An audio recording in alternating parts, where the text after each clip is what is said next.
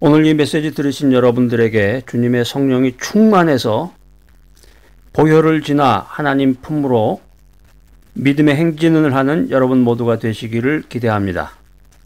할렐루야! 자, 여러분들 막연히 이렇게 앉아서 듣지만 마시고 한번 따라서 해보세요. 할렐루야! 할렐루야! 예전에 이제 부흥회 같은 데 가면은 이제 할렐루야! 막 외치면서 그냥 부흥 강사가 그랬는데, 그때는 이제 그런 젊었을 때의 어떤 믿음하고 나이가 좀 들어서의 믿음이 좀 온도 차이가 좀 있는 것 같으네요. 나이가 들어서 이제 나이가 지긋해가지고 기도하면서 할렐루야 할렐루야 하니까 이 할렐루야라는 말에 굉장한 의미가 있구나, 할렐루야라는 그 한마디에 엄청난 능력이 있구나 하는 것을 깨닫게 됩니다. 자, 여러분들도 그러시죠? 아멘 할렐루야.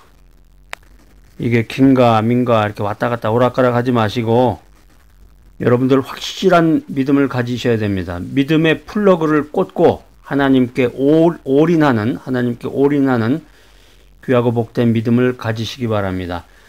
여러분, 작두 위에 올라가서 신이 내리기를 빌며 굿하는 무당, 여러분 보신 기억이 나나요? 저도 어릴 적에 이걸 봤던 기억이 나요. 서울에서도 이런 무당이 굿하는 그런 것들이 많은데, 그러니까 무당이 굿을 하면은 그 값도 비싸다 그래요. 무당 굿할 때 그 내는 돈도 뭐 엄청나다 그러는데, 무당이 굿을 하면은 온 동네가 막 떠나갈 듯이 소리가 나기 때문에 어렸을 때 아마 호기심 삼아 그걸 봤던 기억이 납니다. 작두라고 여러분 아시잖아요. 시퍼런 그냥 거기에 뭐 사과나 뭐 이런 걸 위에다 올리면 쫙 하고 그게 쪼개지기도 하고 그러는데, 그 시퍼런 칼날 위에 작두 위에 올라가서 무당이 막 춤을 추는데 그 발은 이제 멀쩡해요. 그러니까 작두 위에 올라가서 신이 내리기를 빌며 굿을 하는 무당이나 하나님을 믿는 기독교인들이나, 이게 넓은 의미에서는 종교인이다 이렇게 부를 수가 있는데, 여러분 어때요? 그 무당이 굿하는 거나 하나님께 비는 거나 똑같다고 생각하십니까? 글쎄요, 그거 아닌가요? 이렇게 생각하시는 분들도 있는 것 같아요. 말은 그렇게 안 하지만 실제 생활을 그렇게 하시는 분들이 많아요. 그런데 이 둘 사이에는 엄청난 차이가 있는 거예요. 여러분, 이거 오늘 분명히 하고 여러분들 넘어가셨으면 좋겠습니다. 이 무당은 헛되고 악한 귀신을 믿는 거고, 크리스찬들은 살아계신 진리이신 하나님을 믿는 것이다. 그런데 우리가 현실적으로 냉철하게 생각해 보면은 우리가 믿는다고는 하는데, 하나님 중심으로 인생을 살아갑니다, 어쩝니다 하면서 뭐 할렐루야 하면서 기도는 하는데 이 모습을 가만히 살펴보면은 이게 과연 살아계신 하나님을 믿는 사람인가, 아니면 우상을 섬기고 죽은 신을 섬기는 사람인가, 이게 헷갈릴 때가 많아요. 살아계신 하나님께 드리는 참된 예배를 드리는 사람인가, 그 엘버트 토조, A.W. 토조가 쓴 그 예배냐 쇼냐 이런 책이 있어요. 그러니까 이 토조 같은 사람, 이런 영성신학자들은 진짜 가지고 있는 이 영성이라는 것이 정말 엄청난 거예요. 여러분들 성경을 읽고 성경 말씀을 들으면서 이런 그 영성학자들이 쓴 책들도 좀 읽으면서 도전을 받으시기 바랍니다. 자, 오늘 신약 성경 마가복음에서 하나님의 말씀 찾아서 읽어보도록 하겠습니다. 하나님의 말씀을 읽겠습니다. 그럼 정신이 번쩍 나가지고 할렐루야 하면서 정말 하나님을 사랑하고 말씀을 사모하는 마음이 있어야 되는데, 기운이 다 빠져가지고 그냥 말씀을 찾지도 않고 하나님의 말씀이 선포가 돼도 그냥 듣는 둥 마는 둥 집중이 안 된다 그러면 귀신이 갖고 노는 거예요. 인생 살아가는데 그냥 온갖 근심 걱정 다 하면서 삶의 진정한 기쁨도 누리지 못하고 인생을 살아가는 사람들이 있습니다. 자, 오늘 마가복음 5장 25절로 34절 말씀인데, 조금 긴 말씀인데 이야기체예요. 한번 여러분 끝까지 한번 읽어보도록 하겠습니다. 자, 시작. 12해를 혈루증으로 앓는 한 여자가 있어 많은 의원에게 많은 괴로움을 받았고, 있던 것도 다 허비하였으되 아무 효용이 없고, 도리어 더 중하여졌던 차에 예수의 소문을 듣고 무리 가운데 섞여 뒤로 와서 그의 옷에 손을 대니, 이는 내가 그의 옷에만 손을 대어도 구원을 얻으리라 하밀러라. 이에 그의 혈루 근원이 곧 마름에 병이 나은 줄을 몸에 깨달음이니라. 예수께서 그 능력이 자기에게서 나간 줄을 곧 스스로 아시고 무리 가운데서 돌이켜 말씀하시되 누가 내 옷에 손을 대었느냐 하시니 제자들이 여짜오되 무리가 에워싸 미는 것을 보시며 누가 내게 손을 대었느냐 물으시나이까 하되 예수께서 이 일 행한 여자를 보려고 둘러보시니 여자가 제게 이루어진 일을 알고 두려워하여 떨며 와서 그 앞에 엎드려 모든 사실을 여짜온대 예수께서 가라사대 따라 내 믿음이 너를 구원하였으니 평안히 가라 내 병에서 놓여 건강할지어다. 아멘 할렐루야. 아주 특이한 사건이고 예수님의 행적, 예수님의 기적의 그런 순간을 우리가 이제 성경 말씀을 통해서 접하게 되었습니다. 신약 성경 앞부분이 이제 그 사복음서라고 그러는데 마태, 마가, 누가, 요한복음. 이제 순서상으로는 두 번째죠. 마태복음, 마가복음 이렇게 되어 있는데 많은 성경학자들은 이 마태복음이 순서상으로는 성경책상으로는 두 번째인데 사복음서 중에서 가장 초기에 기록이 되었다 이렇게 말하고 있습니다. 이 마가복음이 로마의 한 그 지도자에게 보낸 글인데 이 마가복음은 한마디로 얘기하면 그 예수님의 그 사역에 대해서 아주 단순하고 명료하게 기록해 놓은 성경책입니다.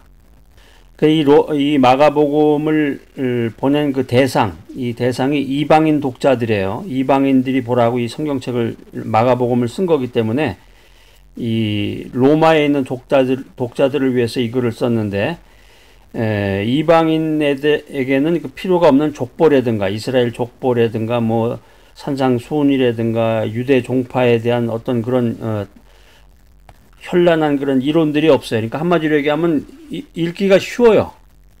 복잡한 그런 어떤 이론이 아니라 사건 중심이기 때문에 간단명료하단 말이에요. 그리고 다른 사복음서에 비해서 예수님의 그 행적, 예수님의 그 기적의 그 사건들을 많이 기록해 놨기 때문에 한마디로 마가복음을 행위의 복음이라고 할 수 있어요. 행위의 복음이라고 할 수 있습니다. 그러니까 이 마가복음 읽다 보면 이제 바로, 곧 이런 단어들이 많이 나와요. 이게 이제 한 40번 이상 언급이 되어 있는데 여러분들 그 말씀을 읽으면서 특별히 예수님의 그 기적에 대해서 느낌을 받고 싶은 분들은, 믿음 생활하고 싶은 분들은 이 마가복음 한번 읽어보세요. 마가복음이 전체가 16장으로 되어 있기 때문에 앉은 자리에서도 그냥 작정하면 읽을 수도 있을 것 같습니다. 앉은 자리에서 그냥 16장 쭉 읽으면서 예수님의 그 기적의 그 사건들에 대해서 여러분들이 체험해 볼 수 있는 아주 귀한 책이 마가복음입니다. 우리 함께 읽어보았던 그 마가복음 5장 25절로 34절 말씀은 한마디로 얘기하면 기적을 체험한 여인에 대한 스토리예요. 뭐 이야기니까 어떤 이론이 아니고 그 이야기잖아요. 이야기니까 재밌죠. 흥미도 있고 관심을 가지고 이게 어떤 이야기인가. 기적을 체험한 여인에 대한 이야기인데 이 여인이 이제 혈루증으로 고생을 하고 있었다. 이제 일종의 부인병인데 고대 사회의 이제 부인병인데 이제 12년 동안 고생을 해왔다는 거죠. 근데 이게 문제가 뭐냐면 이 혈루병이라는 게 종교적으로 부정한 병이에요. 그래가지고 그냥 그 의사란 다 찾아다니면서 가지고 있던 돈 다 날리고 세상 말로 다 날리고 돈만 허비하고 오히려 병은 악화됐다. 이렇게 성경이 말하고 있습니다. 그러니까 이 여인이 많은 사람들에게 소외당하는 그런 고통을 맛보았고 아마 이혼당했을 거예요. 남편한테도 버림을 받았고. 왜 그러냐면 이게 종교적으로 부정한 병이기 때문에. 그러니까 이런 절망적인 상황 속에서 이 부정한 여인이 예수님의 옷을 만지게 됐다는 거예요. 혈루증으로 고생하고 있었던 여인이 예수님의 옷을 만졌다. 그런데 여기서 기적을 체험한 여인의 그 믿음에 대해서 나오는데 이 병이 예수님의 옷자락만 만져도 병이 나을 것으로 확신했다는 거예요. 그러니까 주님만 의지하는 믿음을 가졌던 여인이에요.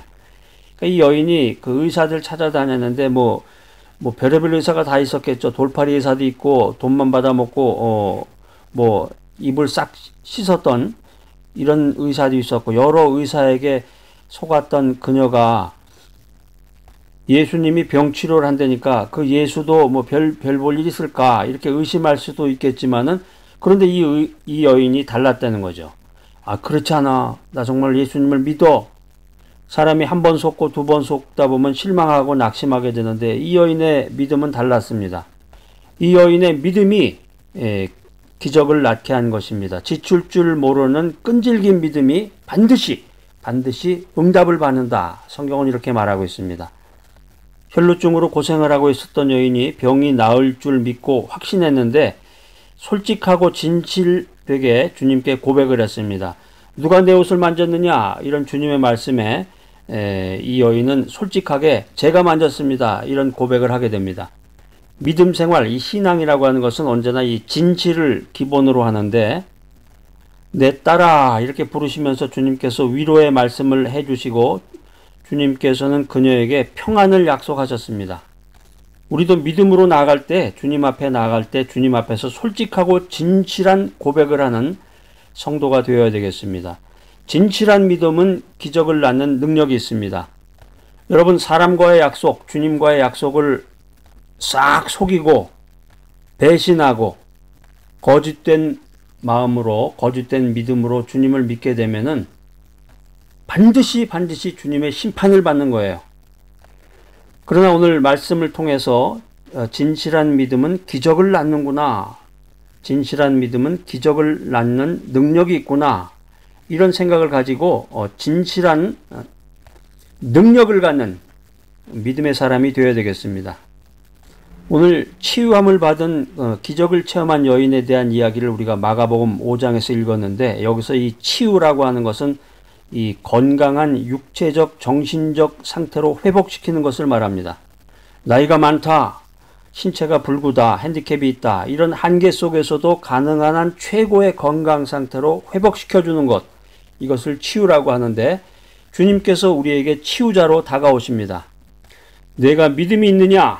우리의 믿음을 보시고 우리를 치유해 주시는 그 주님을 확실히 믿어야 되겠습니다. 자, 오늘 이 귀한 메시지 들으신 여러분들, 누가 내 옷을 만졌느냐? 이런 주님의 말씀에 솔직히 제가 만졌습니다. 이런 고백을 하면서 주님 앞에서 솔직하고 진실한 고백을 통해서 기적을 체험하는 귀하고 복된 여러분 모두가 되시기를 간절히 기대합니다.